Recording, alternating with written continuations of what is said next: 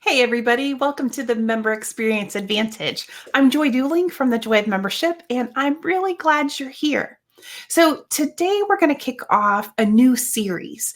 In January, we did a 4-part series that focused on why members don't know you exist, why there are people out there who could very much use the supports that you offer through your association, trade group, professional society, or membership-based nonprofit, but they don't have any clue that you exist. We did a 4-part series. So if you missed it, just go back a few episodes and you can catch up on that.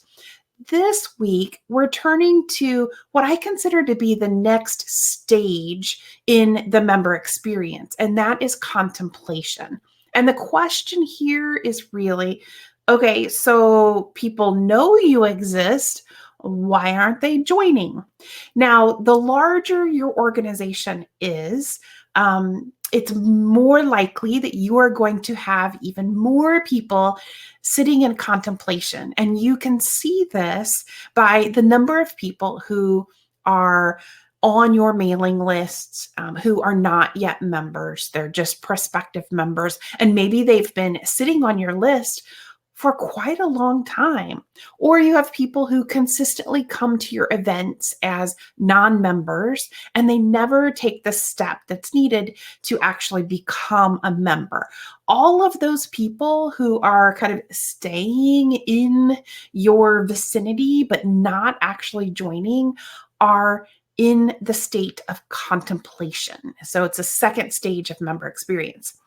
Now, it is not unusual at all for organizations to have a whole lot of people who are stuck in this stage. So what we're going to do over the next 4 weeks is talk about some of the common reasons why that might happen and what you can do to get more people to take the action that you want them to take, which is becoming a member. So the first reason, and a really common reason, is that these people are already getting what they need from your organization without actually being a member. So this happens a lot with organizations that are, they're new, and the emphasis is on getting as many people as possible to experience what we do because we need some momentum being brand new. And then the other type of organization that this tends to pop up for are organizations that just have a really strong belief that people, if they sample what is being offered, then they will naturally want to become a member. Now, there are 2 problems. Well, there's one big problem with both of these beliefs. It's kind of the same problem. And that is that you're trying to show them the great things that your organization does, but in the process of doing that, you're satisfying their need. You're not leaving them hungry for anything more. So I often use the analogy of going to a hot new venue in your town. So imagine there's a new club that opens up and you're pretty excited about it. You've seen who's going to be there, and they're going to have great music and it looks like awesome food, and you're excited about going. So you get to the venue and there is a line outside the door and a bouncer at the door, and he's not letting just anybody in. So you have to stand there and kind of wait your turn. And while you're in line, you can hear the music pumping from inside. You can hear the laughter. The people just really sound like they're having a good time. You can smell the food and it's making you hungry as you're standing there in line. But you're not getting in the door. Now, that is a very different experience than if you go to that same venue and instead of keeping you outside, standing in this line where you're not actually experiencing what's going on inside. Imagine if they let you into a big lobby And so, you're free to kind of wander around this lobby. You're not inside the actual venue, but as you're standing in this lobby, you're chatting with other people, you're having a good time, great conversation. They're passing around hors d'oeuvres, and making sure that you have access to drinks. And it's a pretty good time in that lobby. Now, it's not the actual event inside the doors, but it's a pretty good substitute. Now, a lot of people are going to be okay with what's happening in the lobby, and they're not going to have the drive to enter into the venue. So, these two pictures paint a very different perspective of what it would be like to be a guest and to be left waiting outside where there are things going on and having this substitute experience. A lot of organizations are providing this substitute experience. That lesser experience, as they're defining it, is giving people enough to satisfy them, and it's not making them want more. It's not creating that, I really want to get inside vibe that you'd ideally like to have.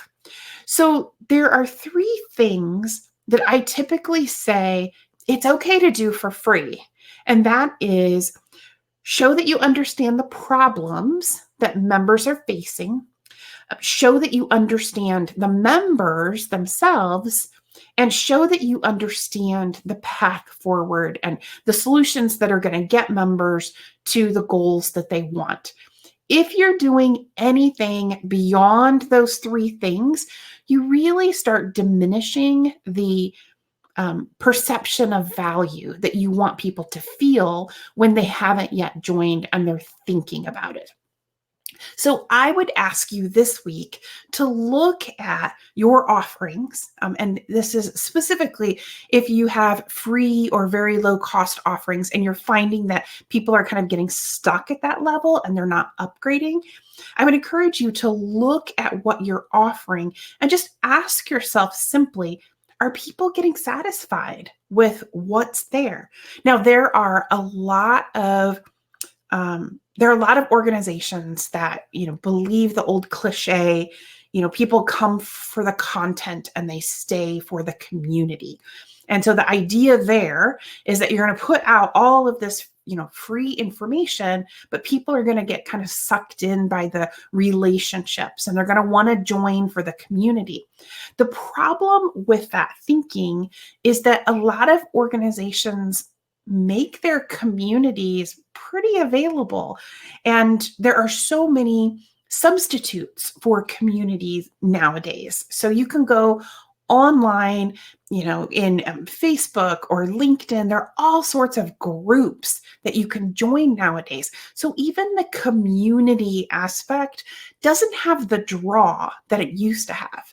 Now, if your community is uniquely solving problems that members have, and people can't access that community unless, they become a member, a paying member, then you have something to work with. But if you're giving people access to a community level for free, they're probably getting what they need without actually taking the step to move forward and become a member. Or they're at least getting enough of what they need that there's not a compelling reason for them to move forward. So that's kind of the first problem that pops up for people, when, I walk into a situation and they tell me that there are a lot of people who are sitting on their prospect list, attending events as non-members, and they're not taking that action. So it's one of the first things I look at is, what's the value that's being delivered to those non-members? And is the bar set too high so people are getting their needs satisfied? Take a look this week at what you're offering. I'd love to hear your thoughts and your feedback. Let me know if you see any of this happening in your organization. And in the meantime, come back next week, next Friday, same time, same place.